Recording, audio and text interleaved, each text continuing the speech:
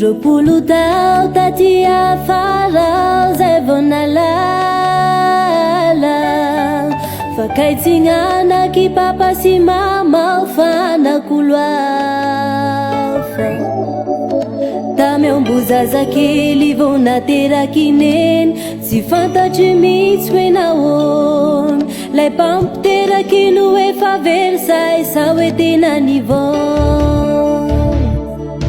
nifangaro zay papozy nananavaka efa tsy haindrozy satria niendrika sy bikatary aby nitovitovy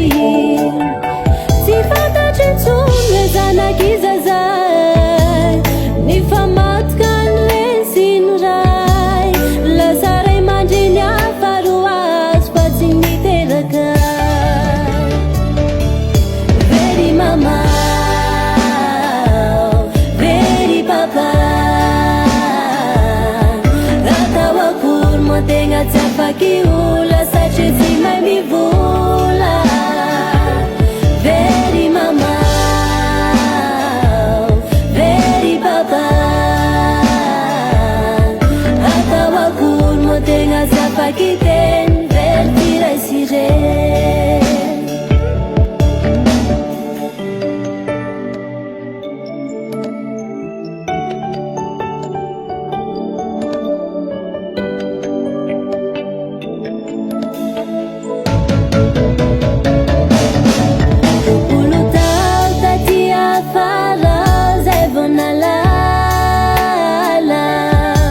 fakaitsinanaky papa sy mama fanako loafa nisy fotoana rary ka vota l'hôpitaly tsy ampiraka tena nijaly i papa ihany no afaka mba mamonjy ka leranay tsy mitohy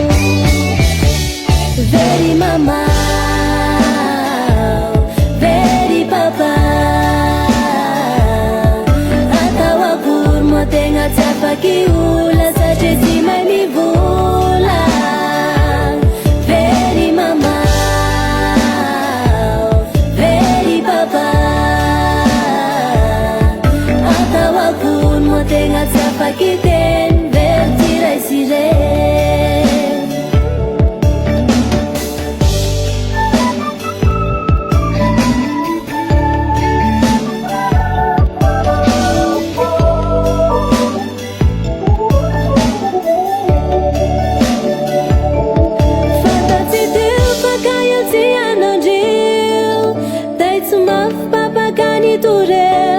nievitra hoe i mama no napirafiany ka tonga dimay